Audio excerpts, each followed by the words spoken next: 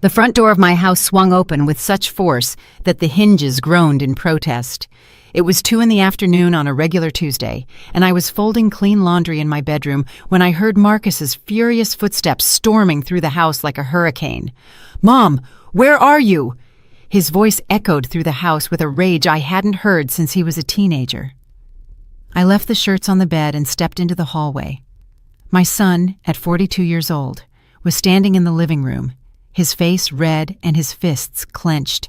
His green eyes, inherited from his father, pierced me with a hardness that chilled me to the bone. "Why did Chloe call me crying, saying you changed the password on your card? She was at the grocery store and couldn't pay for her shopping. You humiliated her in front of everyone." I stood frozen in the doorway. 70 years of life had taught me to stay calm in difficult situations, but this was different. This was my own son screaming at me in my own home. "Marcus, lower your voice. We're educated people." My tone was firm, yet serene. "And yes, I changed the password on my card because it's mine." "Yours? Mom, we're family. You can't just put up roadblocks when we need something." He took 2 steps closer to me, and for the first time in my life, I felt a knot of fear in my stomach. "The card is in my name, Marcus. It's my money." "Your money? Seriously, are you going to be so selfish?" His words flew at me like projectiles. "Chloe was just buying stuff for the house, food, cleaning supplies, normal things." I knew that wasn't true. I had reviewed my statements last week. $200 on makeup, $300 on clothes, $500 at an expensive restaurant. But I decided not to mention it right then. "Son, if you need money for something specific, we can talk about it like adults. But I'm not going to leave my card with no password for just anyone to use." "Just anyone? You're calling my wife just anyone?" His voice went up another notch. "She's your daughter-in-law. She's part of this family." I sat down in my favorite armchair, the same one where I had breastfed Marcus 40 years ago. I needed to maintain my composure, even though my entire body was trembling. "Chloe is always welcome in this house, but my credit card is not a family service." Marcus paced the living room like a caged animal. His shoes pounded the hardwood floor with every step. He was sweating despite the air conditioning. "I can't believe what I'm hearing. You've been generous your whole life, always helping everyone, and now that your own family needs support, you're acting like a miser." That word hurt more than any scream. Miser. I, who had raised this man alone after his father died. I, who had worked double shifts for years to pay for his college. I, who had given him the down payment for his apartment. "Marcus, I will not let you talk to me like that in my own home." "Then give me a coherent explanation. Why change the password overnight without telling anyone?" I stood up from the armchair. My back protested, but I needed to be on my feet for this conversation. Because I reviewed my statements and I found expenses that I don't recognize. A lot of money leaving my card without my authorization. "All those expenses were discussed with you." "No, Marcus, they were not." He fell silent for the first time since he had arrived. His breathing was heavy, and the veins in his neck stood out against his dark skin. "Chloe told me she always asked you before she used the card." "Chloe is lying." The words came out of my mouth before I could stop them. The silence that followed was thick, heavy. Marcus looked at me as if I had just slapped him. "I won't let you insult my wife." "I'm not insulting her. I'm telling the truth." "The truth is, you're getting paranoid. Maybe it's time for someone else to handle your finances." Those words hit me like a lightning bolt. My own son, suggesting I wasn't capable of managing my own money. My own son, doubting my mental capacity. "I think you need to leave, Marcus." "I'm not leaving until we fix this. Give me the new password right now." "No, son. I said no." I held his gaze. "This is my house and my decision. If Chloe needs something, she can ask me directly." Marcus headed for the door, but stopped before he went out. His voice was colder than ice. "This isn't over. We'll talk again when you get over your tantrum." "It's not a tantrum, Marcus. It's a decision. It's foolish, and you're going to regret it when you see how this affects our relationship." His words hung in the air like a threat. My own son, threatening to cut off our relationship if I didn't give him access to my money. Are you threatening me? I'm warning you. Chloe is very hurt by your attitude. I don't know if she'll want to see you after this. Then that will be her decision. Marcus shook his head with contempt. You know what? You're right. This is your decision, and we'll make ours. The door closed with a dry thud. I was left alone in the living room, trembling. The begonias on the patio still needed water, but I no longer had the strength to water them. I walked to the window and watched Marcus's car driving away down the street. The tires squealed as he turned the corner too fast. 40 years of motherhood, and it came to this. My only son screaming at me for protecting my own money. The silence in the house felt different after he left. It wasn't the peaceful silence of the morning, but something denser, heavier, as if the air itself had changed. I sat down in my armchair again and closed my eyes.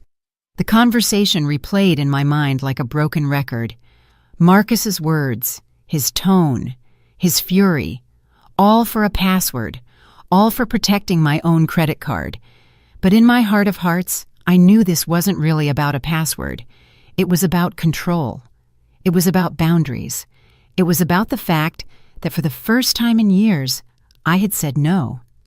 The phone rang once, then twice. I let the answering machine get it. It was Chloe, her shrill voice cutting through the silence of my home. Sylvia, I know you're there. I hope you're happy with what you've done. Marcus is devastated. I don't understand why you're behaving like this with us. We're your family. Click. The line went dead. I took a deep breath and opened my eyes. The clock on the wall read 3:30. The day had started out normally, with laundry to fold and plants to water. Now it felt as if I had lived an entire week in 2 hours. I got up and walked to the kitchen. I was hungry, but more than that, I needed to do something with my hands. Cooking had always been my refuge in difficult times. As I peeled potatoes for a late lunch, I couldn't stop thinking about Marcus's expression. The anger in his eyes wasn't new, but the coldness was. It was as if he had seen right through me and decided I was no longer worth his respect. But that sunny afternoon was just the beginning of the nightmare I would live.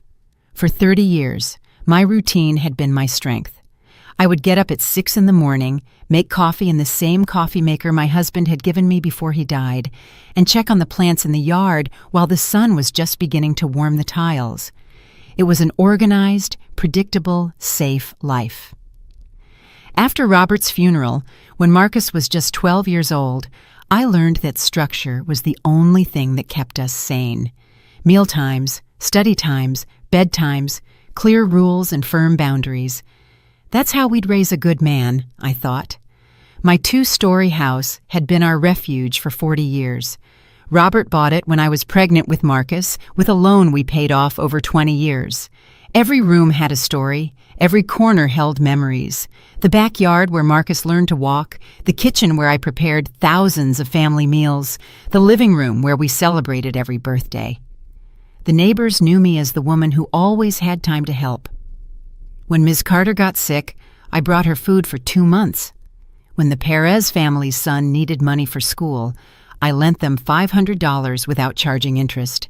Generosity had been my way of honoring Robert's memory. Marcus was always a good son, studious, respectful, affectionate. When he turned 25 and got his first job as an accountant, I was proud. My sacrifice had been worth it. For years, we were a perfect team. He handled my taxes. I cooked for him on Sundays. We visited each other regularly. Everything changed when he met Chloe. The first time he introduced her to me, I was making mac and cheese in the kitchen. Marcus came in with a smile I hadn't seen since he was a teenager, holding the hand of a thin blonde woman with perfectly manicured nails and clothes that cost more than my monthly salary. "Mom, this is Chloe, the woman of my life." Chloe smiled at me with perfect white teeth, but her eyes evaluated me from head to toe as if I were an obstacle she needed to remove. Her handshake was firm but cold. "It's a pleasure to meet you, Mrs. Johnson. Marcus talks about you all the time." During dinner, Chloe praised my cooking, asked about my garden, and showed interest in our family photos. She seemed genuinely interested in getting to know us. When they left that night, I thought I had found a good daughter-in-law. The next few visits were just as pleasant. Chloe brought me flowers, helped me wash the dishes, and told me funny stories about her job at the expensive clothing boutique downtown. Marcus seemed happy, and that was all that mattered to me. The wedding was small but elegant. I paid for half the expenses without them even asking. He was my only son, my only chance to be a mother of the groom. Chloe chose everything: the dress, the flowers, the menu, the music. I just signed the checks and smiled for the photos. For the first few months of marriage, the Sunday visits continued. Marcus and Chloe would come over for lunch, tell me about their new married life, and I enjoyed having him close. The house felt full again, like when Marcus was a boy. The first favors started innocently. "Sylvia, can you lend us some money? We're a little tight this month with apartment expenses." Chloe spoke to me in a sweet, almost timid voice. "It's $200. We'll pay you back on Friday." I gave them the money without a second thought. It was $200. I had enough savings, and they were just starting their married life. It was normal for young people to have financial difficulties at the beginning. Friday came, but the money didn't. Instead, another request arrived. "Mom, can you lend us $300 more? Chloe needs clothes for work, and I don't get my bonus until next month." $300, then $500, then more. Always with the same promise, "We'll pay you back soon." Always with the same excuse, "We're a little tight this month." After 6 months, my loans totaled almost $5,000. When I brought it up during a Sunday lunch, Marcus got uncomfortable. "Mom, you know we're going to pay you back. I don't understand why you're keeping such exact accounts. We're family." "Of course we're family, son, but $5,000 isn't—" Chloe intervened with her most charming smile. "Sylvia, you're right. We've been careless with the payments. How about we give you my credit card as collateral?" I didn't want their credit card. I wanted my money, but I accepted because I didn't know how to negotiate with my own family. A week later, Chloe called me in a desperate voice. "Sylvia, I have an emergency. My card is blocked and I need to buy medicine for my mom. Can I borrow yours just for today?" I lent her my card. Just for a day, I thought. Just for medicine. That night, I checked my statement online. $150 at the pharmacy. Perfect, I thought. But there were other charges too. $80 on cosmetics, $200 on clothes, $300 at an expensive restaurant. When I confronted Chloe the next day, she apologized with tears in her eyes. "I'm so sorry, Sylvia. I was at the mall and I saw some incredible sales, and I just thought it would be okay. I'll pay you back tomorrow." She didn't pay me back tomorrow, or the next week, or the next month, but she did continue to ask for my card for emergencies. The emergency for her sister's birthday, the emergency for the shoes she needed for a wedding, the emergency for Marcus's anniversary gift. Always emergencies, always urgent, always with promises of immediate repayment. After a year, I had lost count of how much money had left my card. My life savings were dwindling month after month, but every time I tried to talk about it, Marcus made me feel guilty. "Mom, I don't understand why you're so petty with us. You have enough money, and we're trying to get ahead." Petty. That word was etched in my mind for weeks. The Sunday visits became tense. I would cook, they would eat, but the conversations always revolved around money. Bills they couldn't pay, unexpected expenses, opportunities they were missing out on for lack of cash. "If we had a better car, I could get a better job," Chloe would say while playing with her new phone. "If we could move to a nicer neighborhood, we'd have a better quality of life," Marcus would add while serving himself a third portion of my stew. I listened in silence, knowing their words were indirect requests for more money. One afternoon, while reviewing my bank statements, I realized something that chilled me to the bone. In the last 6 months, I had spent more money than I was earning from my retirement fund. My life savings were evaporating to finance Marcus and Chloe's luxurious lifestyle. I couldn't sleep that night. I stayed awake until dawn, calculating how much money I had lost, how much they owed me, and how much longer I could sustain this situation before I was ruined.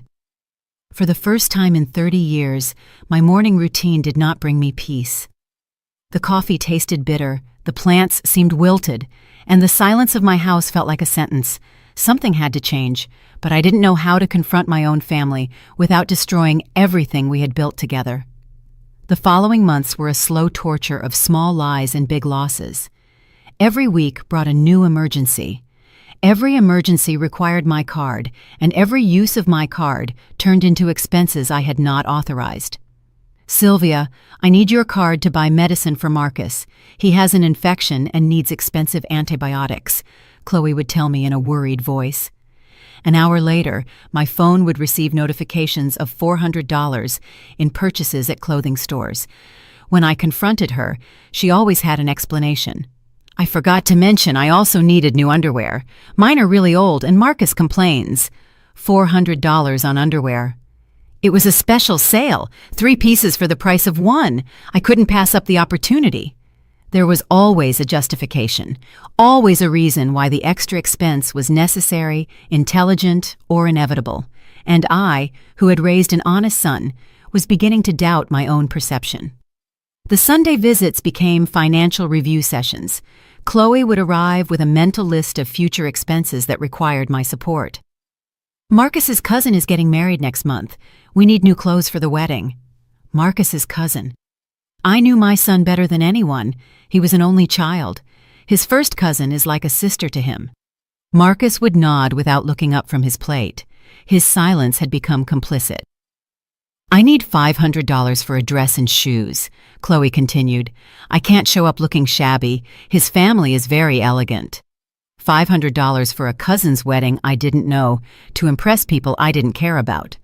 But when I tried to refuse, Marcus would intervene with his new strategy: emotional guilt. "Mom, you don't understand how important this is for us. We're building a social reputation. My job depends on the connections I make at these events." His job as an accountant at a mid-sized firm didn't depend on any social connections, but I no longer knew how to argue with them without sounding like a stingy old woman. One Thursday afternoon, while I was watering the plants on the patio, I received a call from my bank. "Mrs. Johnson, we're calling to confirm an unusual purchase on your credit card, a $1,200 transaction at an electronics store. Can you confirm if you authorize this?" $1,200. An electronics store. I hadn't bought any electronics. "At what store was the purchase made?" "At Tech World in the City Mall. Do you authorize it?" "No, I do not authorize that purchase. I'm canceling that transaction. Please block my card and send me a new one in 5 business days." I hung up the phone with trembling hands. $1,200. Chloe had my card since Tuesday to buy medicine for her headache. The phone rang 20 minutes later. "Sylvia, what did you do? My card is blocked and I'm in the middle of the grocery store with a full cart." "It's not your card, Chloe. It's my card, and I blocked it because there were unauthorized purchases." "Unauthorized purchases? All the purchases I made were necessary." "Were electronics necessary?" Silence on the other end of the line. Then a nervous laugh. "Oh, that. Marcus needed a new computer for work. His broke and he couldn't wait." "Why didn't you consult with me before making such a big purchase?" "Because we knew you would say no. You always find excuses not to help us when we really need something important." The accusation hit me like a slap. I, who had been financing their luxurious lifestyle for 2 years, was now the villain for protecting my own money. "Chloe, go home. We'll talk when you get here." "I can't go home. My cart is full of food, and I can't pay for it. You come here and bring cash." I hung up the phone. For the next hour, my phone wouldn't stop ringing. Chloe, Marcus, Chloe again. I let all the calls go to the answering machine. I needed to think. I took out all my bank statements from the last 6 months and spread them out on the dining room table. The numbers didn't lie. In January, I had $45,000 in savings. By June, $26,000 had disappeared in 6 months. I reviewed every transaction, every charge, every purchase. Expensive restaurants, designer clothes, perfumes, shoes, handbags, beauty treatments, weekend trips. Nothing Chloe had bought with my money was a basic necessity. The sound of the front door opening pulled me from my calculations. Marcus and Chloe walked into my house without knocking, as if they owned the place. "Mom, what happened with the card?" Marcus seemed more tired than angry. "I blocked it because I found purchases I didn't authorize." Chloe sat down on my sofa without an invitation, her arms crossed and a defiant expression. "Sylvia, all those purchases were discussed with you. You can't just block the card every time you forget something." "I didn't forget anything, Chloe. A $1,200 computer is a lot of money to not consult with me." "I did consult you. I told you Marcus needed new equipment for work." "No, you didn't. You told me you needed money for medicine." Marcus sighed and sat down in the armchair across from me. "Mom, sometimes emergencies change. Yes, she needed medicine, but when I got to the electronics store, they had incredible sales. I couldn't miss out on the opportunity." "Incredible sales of $1,200? The computer normally costs $2,000. It was a bargain." I stared at him. My son, whom I had raised to be honest and responsible, justifying an impulsive purchase of over $1,000 as if it were the most normal thing in the world. "Marcus, that computer was not an emergency. It was a luxury." "It's not a luxury, it's a work tool." "Then pay for it with your work money." Chloe stood up from the sofa dramatically. "I knew you were going to react like this. You always find a way to make us feel bad for asking for help."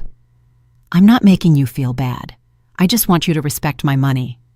Your money is always your money. We're family, Sylvia. Family money is for the whole family." "My money is mine, Chloe. I worked 40 years for it." Marcus stood up and started pacing the living room. "Mom, we understand your point, but you also have to understand ours. We're fighting to grow professionally, to have a better life.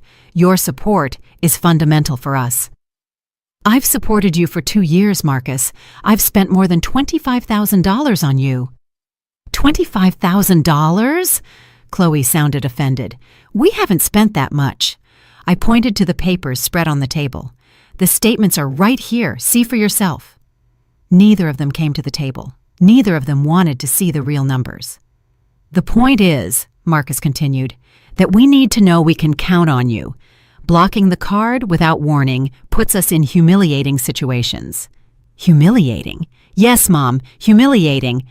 Do you know how Chloe felt when her card was declined in front of everyone at the grocery store? It's not her card, it's the family card." Those words resonated in my mind. The family card. My money converted into community property without my consent. "I think I need some time to think." "Time to think about what?" Chloe sounded impatient. "If you want to keep lending us your card?" "Of course you're going to keep lending it to us," Marcus said, genuinely surprised that it was even an option. "We're your family." I stood up from the chair and walked to the window. My garden looked beautiful under the afternoon sun. The red begonias were blooming, the white geraniums were growing strong, the bougainvillea was climbing the fence. Everything I cared for with my own hands was thriving. Why couldn't my relationship with my son be just as beautiful? "I want you to leave for today," I said without turning around. "Mom, please. I need to be alone." I heard their footsteps heading for the door. Before he left, Marcus stopped. "We hope you reconsider your position. We don't want this to affect our relationship." The door closed softly. This time there were no slamming doors or screams, just the sound of my dreams of a perfect family slowly crumbling. But I didn't know this was just the beginning of something much worse. For 3 days, my house was wrapped in an eerie silence. There were no calls from Marcus asking for money, no surprise visits from Chloe with new emergencies. It was as if they had decided to give me time to reconsider my decision to block the card. On Friday morning, while I was having coffee on the patio, I decided it was time to face the reality completely. I had spent 2 years avoiding a detailed review of my finances, blindly trusting my family.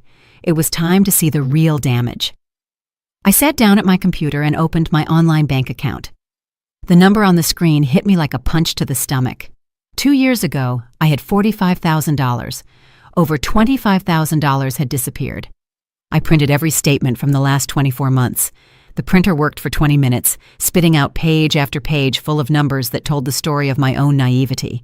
I spread everything out on the dining room table and started to categorize. Reasonable grocery purchases, occasional acceptable restaurants, but then there was everything else. March, $500 at a jewelry store. I hadn't bought any jewelry. April, $700 on women's clothing. I don't wear $700 clothes. May, $300 at a spa. I don't go to spas. June, $1,000 on electronics. I barely know how to use my basic phone. July, $800 on perfumes and cosmetics. My perfume costs $30 and lasts me 6 months.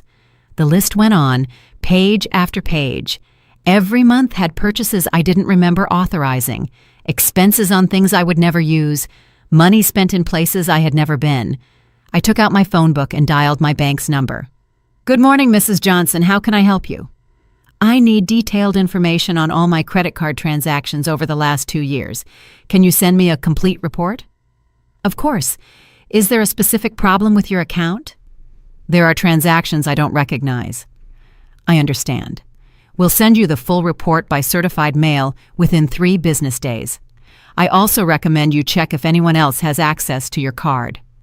Someone else. Chloe? After hanging up, I went to my room and opened the lockbox where I kept my important documents.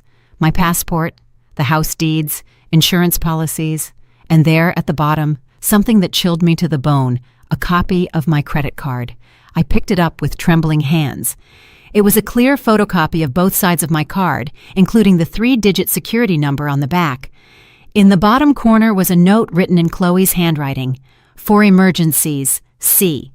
When had she made that copy? When had she been in my room without my knowledge? Since when did she have free access to my financial information? The phone rang.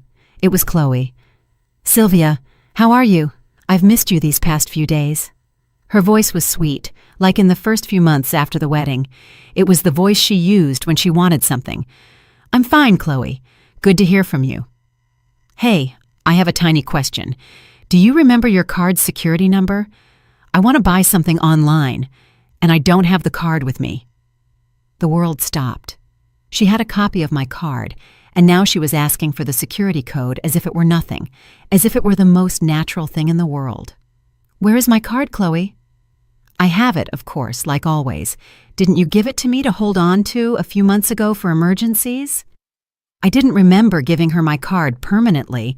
I remembered temporary loans, one-day favors, specific emergencies, but according to Chloe, I had authorized her to keep my card indefinitely. "Chloe, I need you to return my card." "Why? Did something bad happen? I need to have it with me." "But Sylvia, how are we going to handle emergencies? We'll have to bother you every time we need something urgent." "Yes, you'll have to ask for my permission every time." There was a long silence on the other end of the line. "You know what? We'd better talk in person. I'm coming over." "No, Chloe, just give me my card back."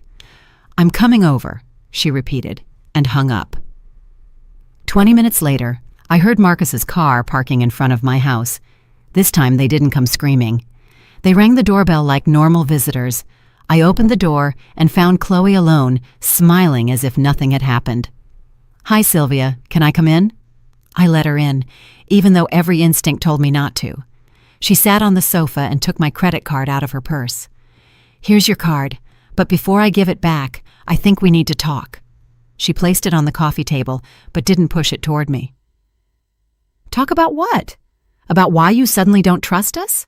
About why you're acting like we're strangers? About why you've changed so much?" "I haven't changed, Chloe. I'm just protecting my money." "Protecting your money? From what?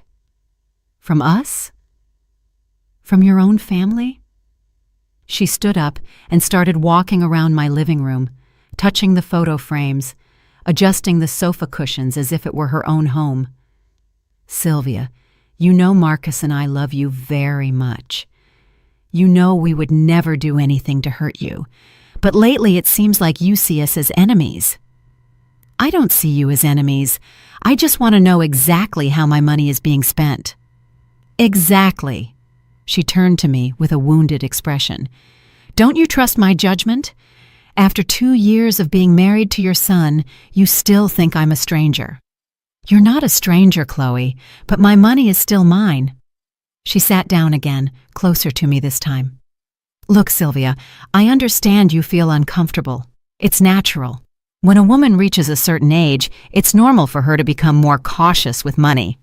A certain age. The phrase hung in the air like a subtle threat. What do you mean by that? Nothing bad, of course. It's just that sometimes older people worry too much about small things.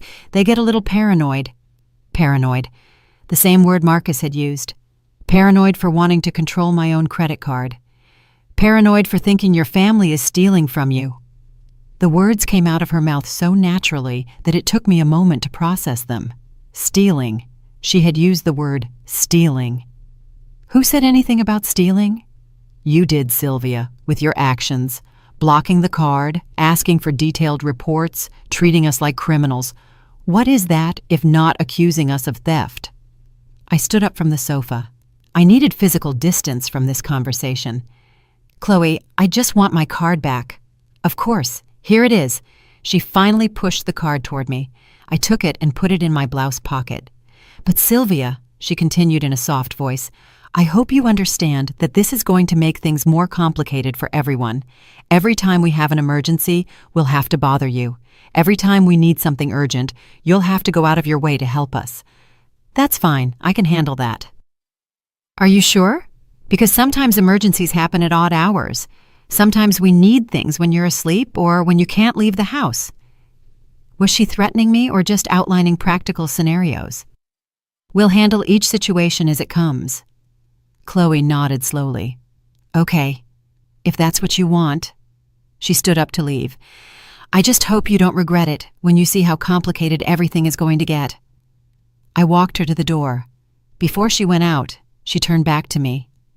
You know what the saddest part of all this is, Sylvia? That after 2 years of treating you like my own mother, you now see me as a stranger. That hurts a lot.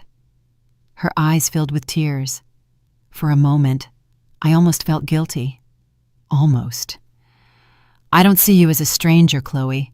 I see you as my son's wife, but not as family. You really are family, but my money is still mine. She nodded sadly and left my house. That night, I couldn't sleep. Chloe's words replayed in my mind. Was I being paranoid? Was it normal for a 70-year-old woman to want to control her own money? Or was I really becoming a distrustful old woman? I took out the copy of my card I had found in my lockbox. I studied it under the light of my bedside lamp. It was a perfect, clear, usable copy. Someone had planned this. And then I understood the truth. I wasn't becoming paranoid. I had been too trusting, but I didn't know that the worst was yet to come. On Monday morning, the detailed report from my bank arrived by certified mail. 5 pages of transactions that told the complete story of how I had lost $25,000 in 2 years. Every purchase had a date, time, location, and amount. It was like reading the diary of a life that wasn't mine.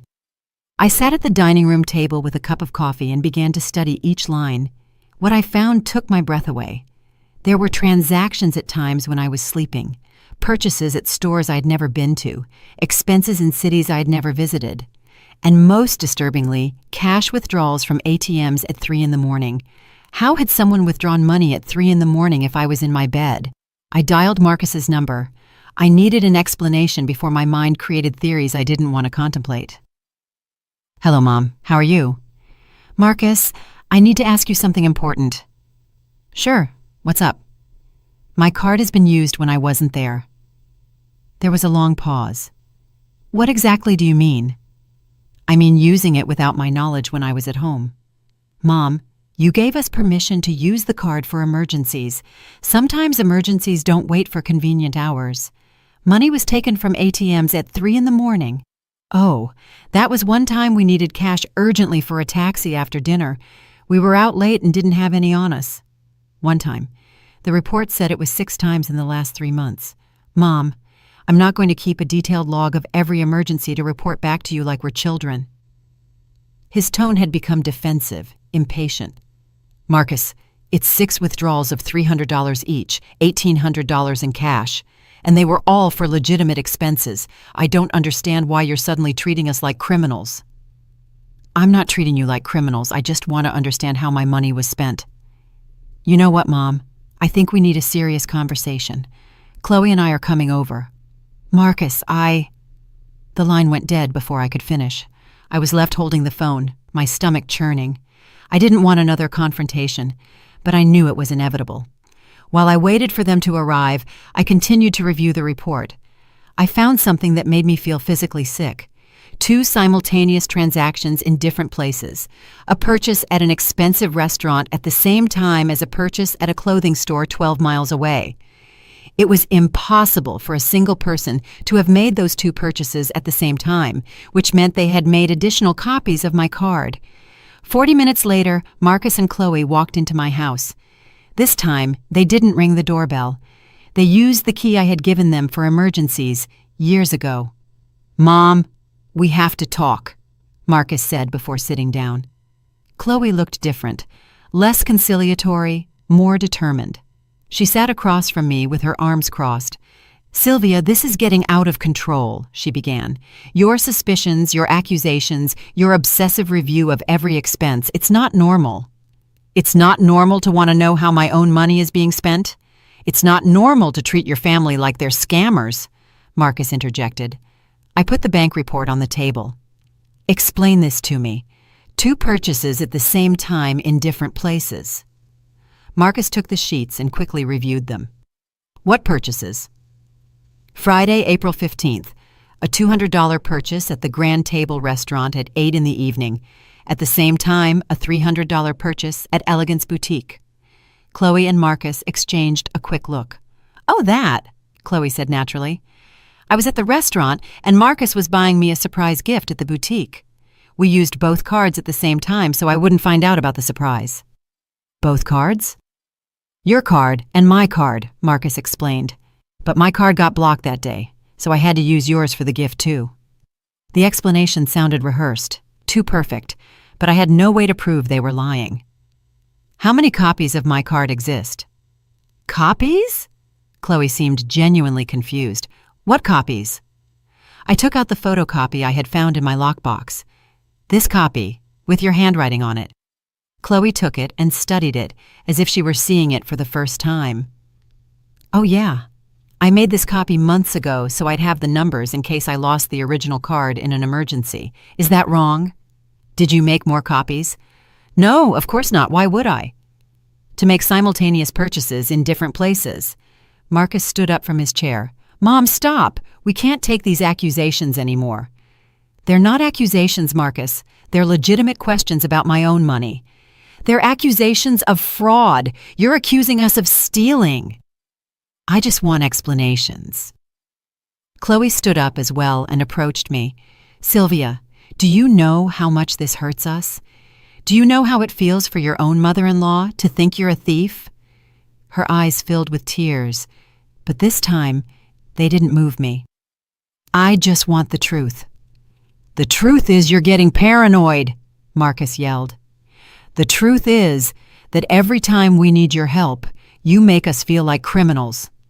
"The truth is," Chloe continued in a shaky voice, "we're considering distancing ourselves from you until you get professional help." "Professional help?" "Yes, Mom." Marcus calmed down slightly. "I think you should talk to a doctor. These personality changes, this paranoia, this distrust of your own family, it's not normal." "My personality hasn't changed. I'm just protecting my money." "Your personality has changed," Chloe insisted. "Before you were generous, loving, you trusted us. Now you're suspicious, stingy, you treat us badly." "Stingy for not wanting to give away $25,000. "It hasn't been $25,000, Marcus protested. I took all the bank statements and spread them out on the table. "The numbers are right here. Count it yourself." Neither of them even looked at the papers. "I'm not going to participate in this obsession of yours with keeping exact accounts of every favor you've done for us," Marcus said. "Favors. $25,000 are favors? Yes, they're favors from a mother to her son. It's what normal families do. Normal families don't hide copies of credit cards. Chloe took the photocopy from the table. Do you want me to tear it up? Will that make you feel better? She ripped the paper into small pieces and let them fall onto the table. There. Are you happy now? How many other copies did you make? None. I didn't make any other copies. Then explain the late-night withdrawals. I already explained the late-night withdrawals. Marcus approached and placed his hand on my shoulder. Mom, this has to stop. You're destroying our family relationship for money. I'm not destroying it, I'm just protecting it. Protecting it from what? From us? Protecting my finances. Your money isn't in danger with us, Chloe said softly. Your money is in danger with you. Do you know how many people your age lose all their savings by making wrong decisions? Wrong decisions like trusting you? Wrong decisions like isolating yourself from your family because of paranoia. Marcus took his hand off my shoulder. Mom, I'm going to make you a proposal. Give us one last chance to prove we're worthy of your trust.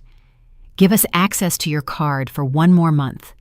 If at the end of the month you're not completely satisfied with how we've managed the expenses, we'll never ask you for money again. Chloe nodded enthusiastically. It's an excellent idea. We'll show you that you can trust us. I looked at them both, my son and my daughter-in-law, asking me for one last chance to prove their honesty. It sounded reasonable. It sounded like something a normal family would do, but something in their eyes told me it wasn't a request. It was a demand disguised as a favor. I need some time to think. Time to think about what, Mom? If you trust your own family? Time to decide if I'm making a mistake. Marcus sighed. Okay, take your time. But in the meantime, we're also going to take some time. What does that mean?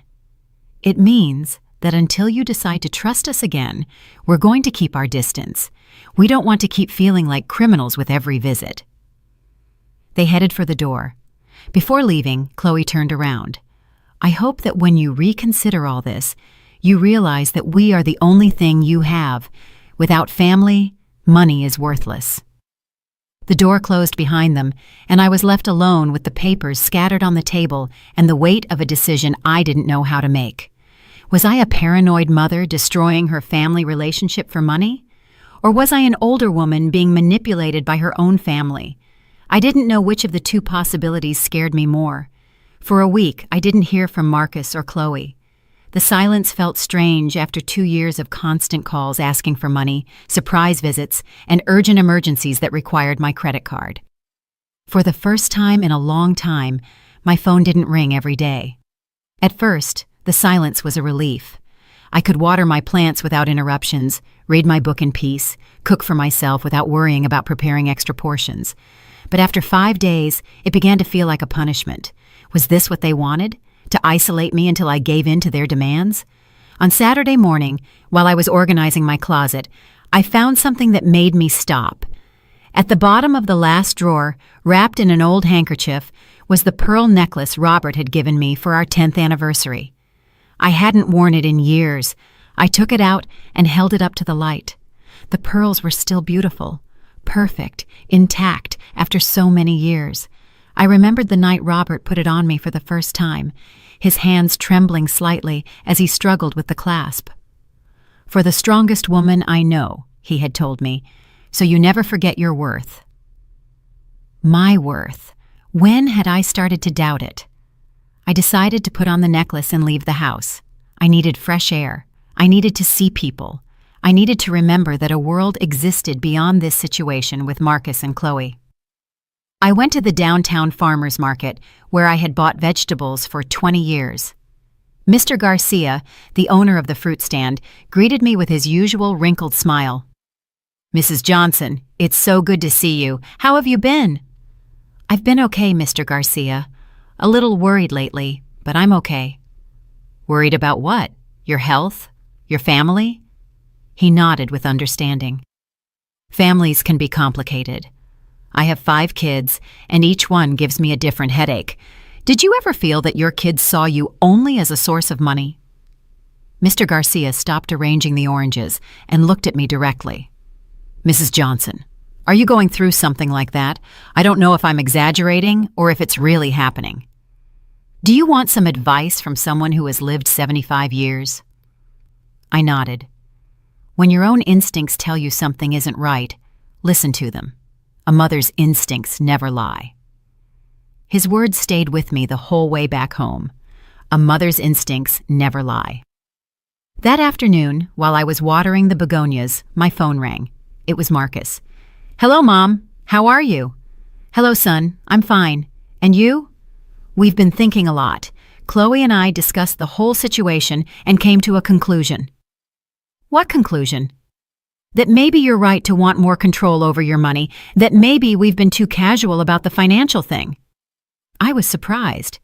I hadn't expected that response. "I'm glad to hear that, Marcus.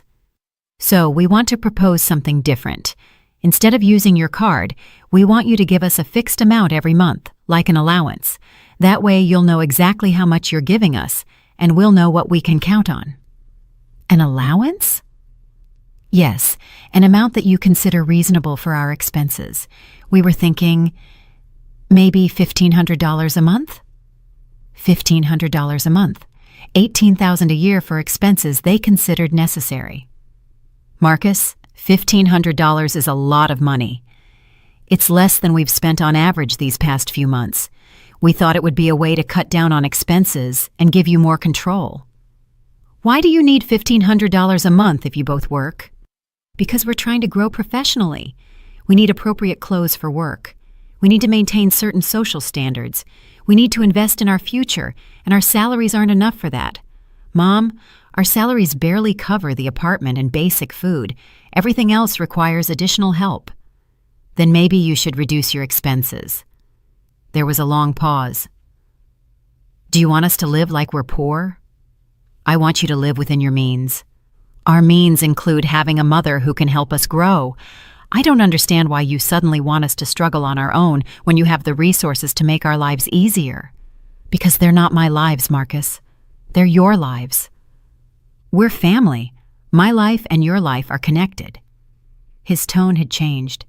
The conversation was heading into familiar territory again. "Marcus, I'm not going to give you $1,500 a month." "How much then? 1,000? "I don't know. I need to think about it." "Think about it, Mom. We've been waiting a week for an answer. And I've been spending money uncontrollably for 2 years. I need time to decide how to proceed." "You know what? Forget it. Forget the whole proposal." "Marcus?" "No, Mom. We're not going to beg for your help anymore. Chloe was right. There are other options." "What other options?" "Options that don't require begging my own mother for money." He hung up before I could respond. That night, I couldn't sleep. What had he meant by other options? What was Marcus talking about? On Monday morning, I found out. I was having breakfast when someone knocked on the door. It was a young man in a suit with a briefcase. "Mrs. Sylvia Johnson?" "Yes, I am." "I'm Mr. Roberts from the law firm of Hayes & Associates. Your son, Marcus Johnson, has retained our services to review your mental and financial capacity." I felt as if the floor had disappeared beneath my feet. "Excuse me?" "Your son is concerned about your mental well-being.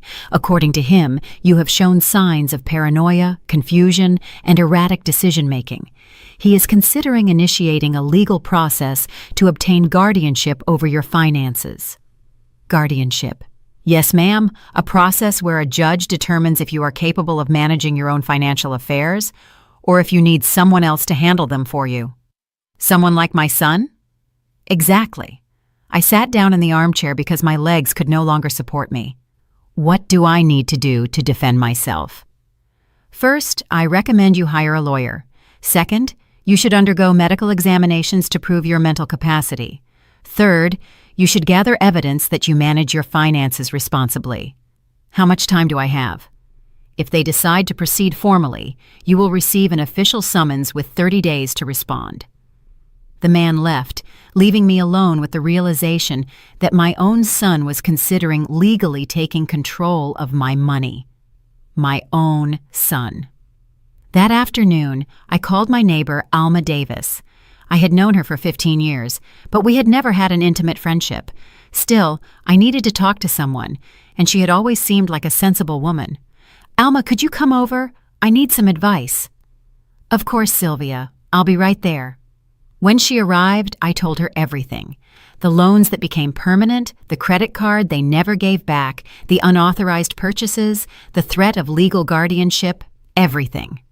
Alma listened in silence, nodding occasionally, without judgment.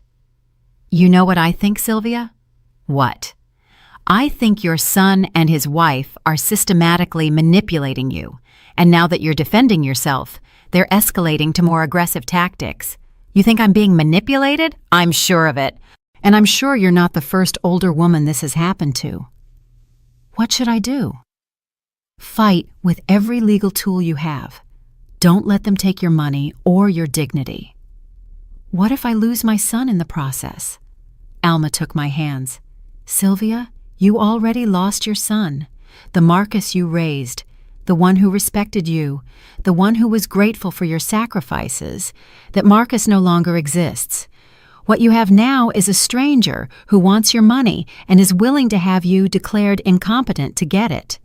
Her words were like a blow to the chest, but also like a liberation.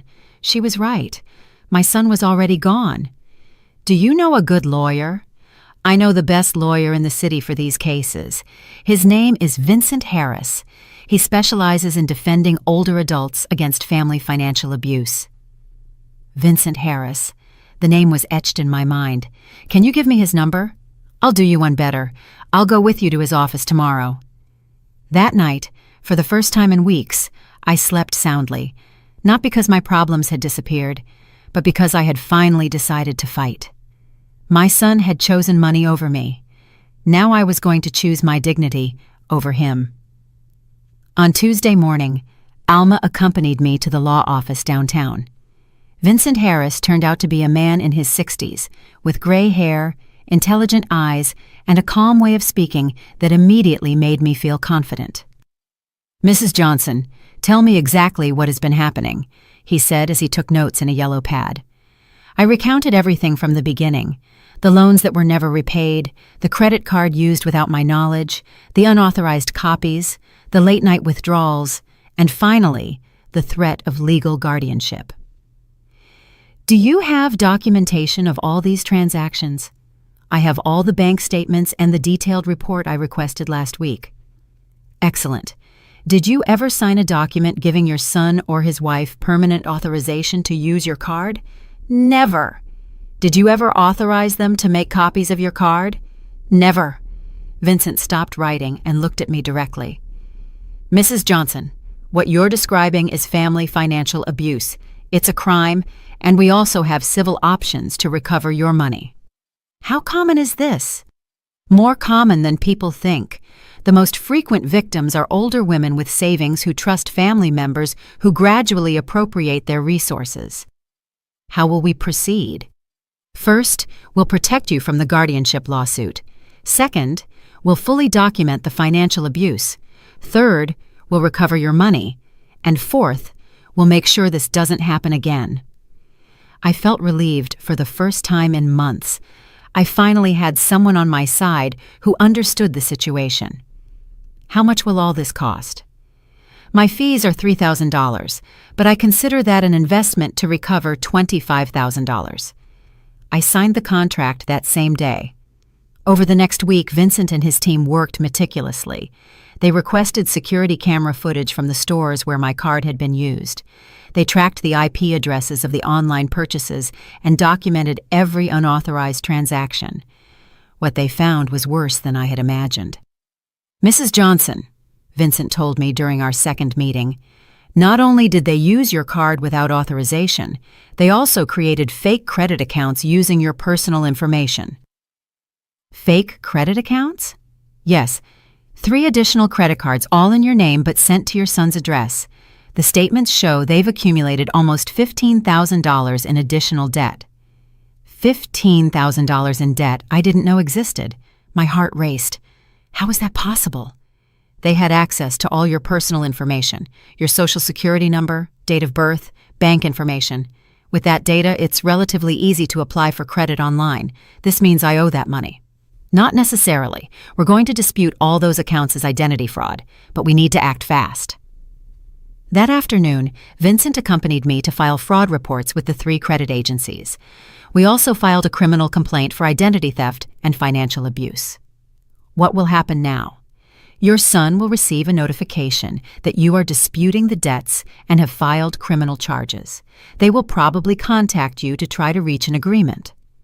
An agreement? They'll try to convince you to drop the charges in exchange for promises of payment. Don't accept anything without consulting me first. He was right. On Friday night, my phone rang. It was Marcus. "Mom, what have you done?" His voice sounded different, scared, desperate. "I've protected my finances, son. We got a court summons. We're being accused of fraud." "Because you committed fraud." "We didn't commit fraud. We're your family. Everything we did was with your knowledge." "No, Marcus, it was not with my knowledge." "Mom, you have to drop these charges. They're going to ruin our lives. You already ruined mine. Please, we'll pay all the money back. Just drop the charges." "With what money are you going to pay me back $25,000? "We'll get the money. We'll take out a loan. We'll sell things, whatever it takes." "And the $15,000 in credit cards you opened in my name?" There was silence on the other end of the line. "How do you know about those cards?" "Because I hired a lawyer, Marcus. Because I investigated what you really did."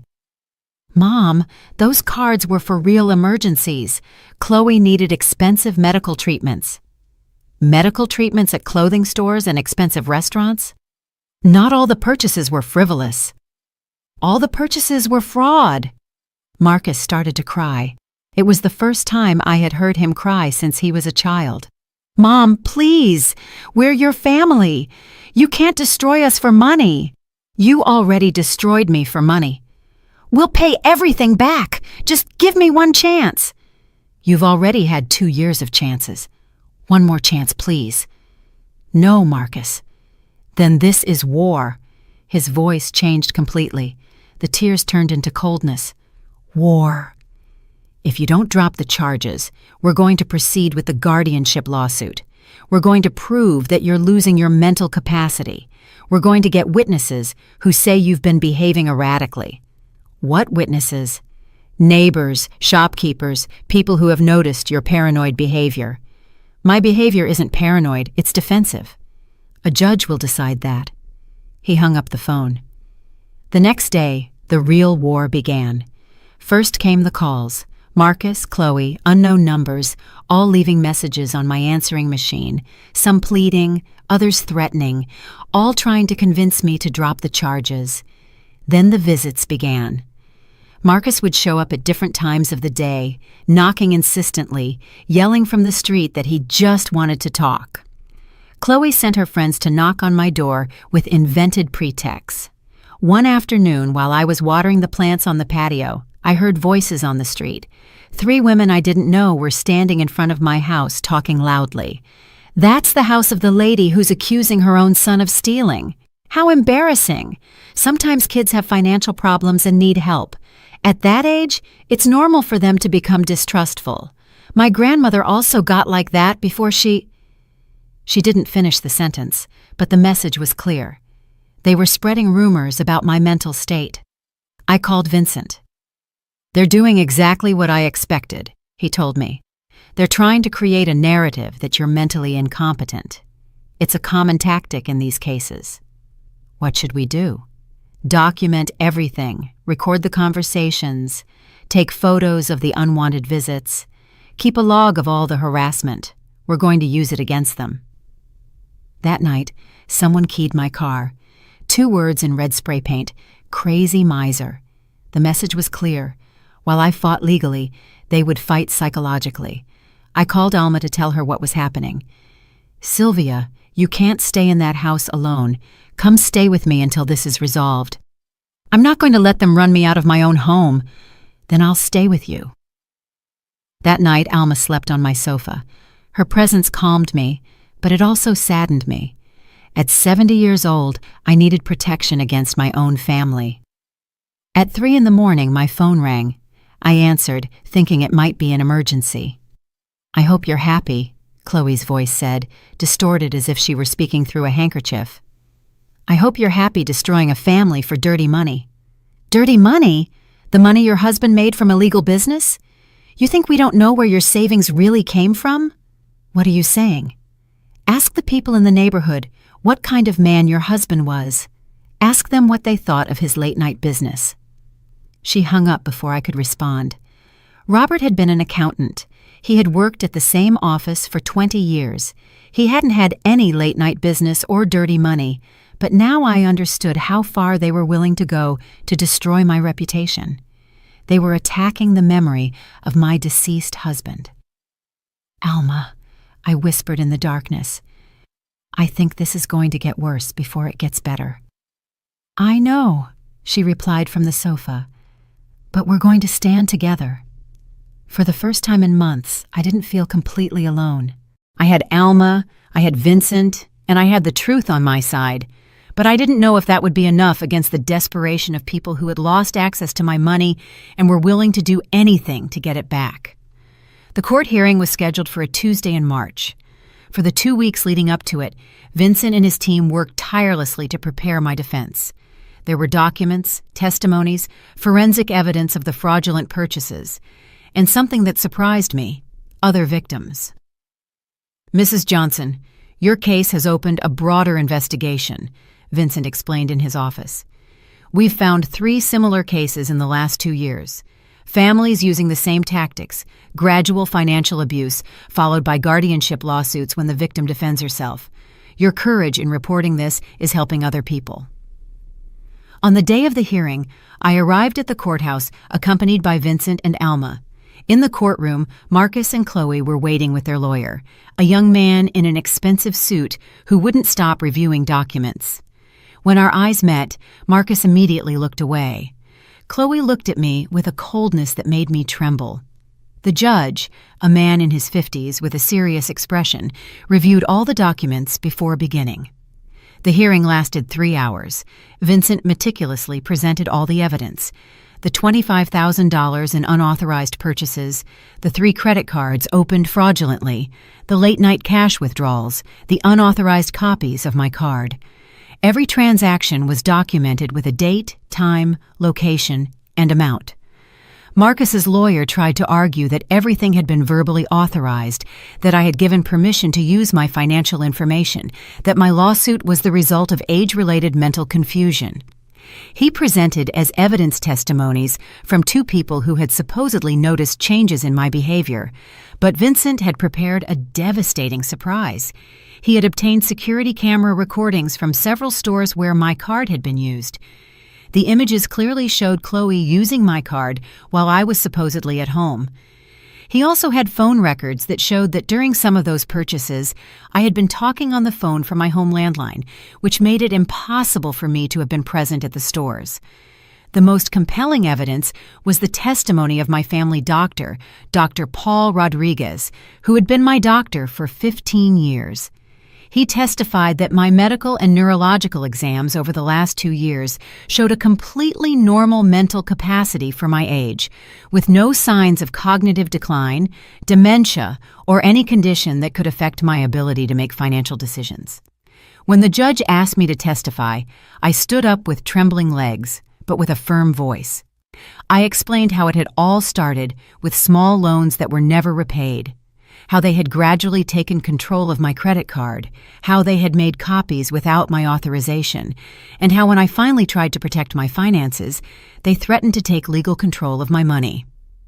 "Mrs. Johnson," the judge asked me, "at any point did you specifically authorize your son or his wife to open credit accounts in your name?" "Never, Your Honor. I never authorized any additional credit accounts." "Did you know these accounts existed before you hired your lawyer?" "I had no knowledge of their existence. I discovered the $15,000 in debt when Mr. Harris investigated my financial situation." When Marcus testified, his story changed several times. First, he said I had verbally authorized everything. Then he admitted that some purchases had been impulsive decisions. Finally, he acknowledged that the additional credit accounts had been opened without my direct knowledge, but insisted that it had been for legitimate family expenses. The judge interrupted him coldly. Mr. Johnson, regardless of your intentions, opening credit accounts using another person's personal information without their explicit authorization constitutes identity fraud, a federal crime. The judge's decision was clear and definitive. Not only did he completely reject the guardianship lawsuit, but he ordered Marcus and Chloe to immediately repay the $25,000 I had documented, plus interest and legal costs. Furthermore, he ordered the immediate cancellation of the 3 fraudulent accounts and the removal of that debt from my credit history. As if that wasn't enough, he issued a restraining order that prohibited them from contacting me directly for 1 year, and any future communication had to be through lawyers. The documented behavior in this case, the judge declared, represents a systematic pattern of family financial abuse.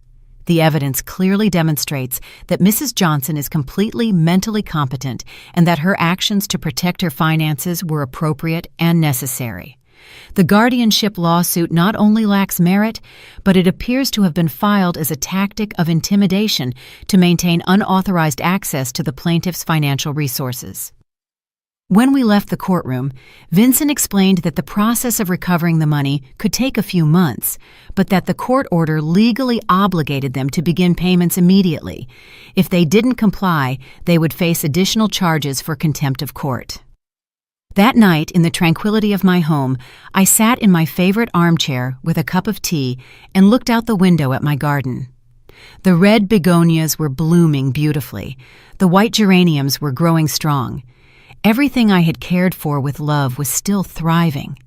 For the first time in 2 years, my money was safe, my house was protected, my future was in my own hands again. But along with the relief came a deep sadness. I had won the legal battle. I had recovered my money. I had protected my dignity, but I had lost my son, the Marcus I had raised, the boy I had breastfed in that same armchair, the young man I had supported for years. That Marcus was gone forever, replaced by a stranger who had been willing to declare me mentally incompetent to access my money. Justice had triumphed, but my mother's heart was still broken. 6 months after the hearing, my life had found a new normal. The payments ordered by the judge arrived punctually every month, and my bank account was gradually recovering. More importantly, I had recovered my peace of mind. Vincent religiously supervised that Marcus and Chloe complied with the court order. During those months of legal work, our conversations had evolved beyond legal matters. I discovered that Vincent had been a widower for 5 years, that he had 3 adult children who lived in other cities, and that he shared my love for gardening. "How do you get your bougainvillea to grow so beautifully?" he asked me one afternoon while we were reviewing the latest payment documents on my patio. "Patience and constant care," I replied, "like everything worthwhile in life." His visits had become more frequent and less professional. He would arrive with excuses about documents to review, but would stay to have coffee and talk about books, politics, memories of our marriages, and plans for the future. He made me feel valued not for my money, but for who I was as a person. One Sunday afternoon in October, while we were sharing tea and homemade cookies, Vincent took my hand. "Sylvia, these months with you have been the happiest I've had since I lost my wife. You've given me back the hope that life can still be beautiful at our age. And you've given me back the confidence that good people exist who don't want to take advantage of me. Does it seem crazy that a 62-year-old lawyer is thinking about falling in love with his 70-year-old client? It seems wonderful that a 70-year-old woman is feeling butterflies in her stomach like a schoolgirl." We got married in a small, intimate ceremony 6 months later. Only the 2 of us were present, Alma as my witness, Vincent's brother as his, and the judge who married us. It was perfect in its simplicity. Vincent moved into my house, bringing his law books, his plants, and a quiet joy that filled every room. Together, we redesigned Robert's study as our shared library. Together, we planted new flowers in the garden. Together, we built routines that gave us both happiness. In the afternoons, while I cooked, Vincent worked on pro bono cases, helping other older adults who were victims of family financial abuse. It had become his specialty after my case, and he found deep satisfaction in protecting vulnerable people. "Every case I win is a victory for human dignity," he would tell me. Marcus tried to contact me once, 6 months after my marriage to Vincent. He called one afternoon. His voice sounded tired, defeated. "Mom, I know I'm not supposed to call you, but I needed to tell you something. Marcus, you know you can't talk to me directly. I just want to say I'm sorry. Chloe and we're getting divorced. She left with another man, taking everything we were able to save after the lawsuit. I'm left with no money, no wife, and no mother for following her plans." I felt a pang of maternal pain, but I was no longer the same woman who had been manipulated for 2 years. "Marcus, I'm sorry you're going through this, but decisions have consequences. Can you ever forgive me?" "I've already forgiven you, son, but forgiving doesn't mean forgetting. And it definitely doesn't mean going back to how things were before. We might be able to have some kind of relationship in the future, maybe when you've truly shown that you've changed, not just that you need money again." That was the last time we spoke.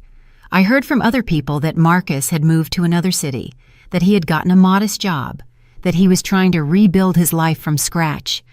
A part of me, the mother I will always be, hopes that one day he finds a way to be the man I thought I had raised. But I no longer wait around. I no longer put my life on hold for the possibility that someone else will change. Now I have a full life with Vincent. We travel. We read together. We care for our garden. We have visits from his children when they come to town. We built a relationship based on mutual respect, genuine affection, and the simple joy of sharing the last years of our lives with someone who values us. At 72, I learned that it's never too late to defend your dignity. It's never too late to say no. It's never too late to start over. I lost a lot of money, and I lost my only son in the process, but I gained something more valuable: my freedom, my self-respect, and the chance at a true love in the most unexpected stage of my life. Every morning I wake up in my own house, with my money safe in my own account, with a man who loves me for who I am, not for what I have. It is a victory sweeter than I ever imagined possible. Life taught me that sometimes to gain everything, you have to be willing to lose everything first. Did you like my story? And which city are you listening from? Let's meet in the comments. If you liked the story, you can support me by sending a super thanks so I can keep bringing more stories like this. Thank you so much for your sweet support. I'm looking forward to your comments on the story. On the screen, you can see 2 new life stories that I highly recommend. There's so much more on my channel. Don't forget to subscribe. See you in the next life story with love and respect.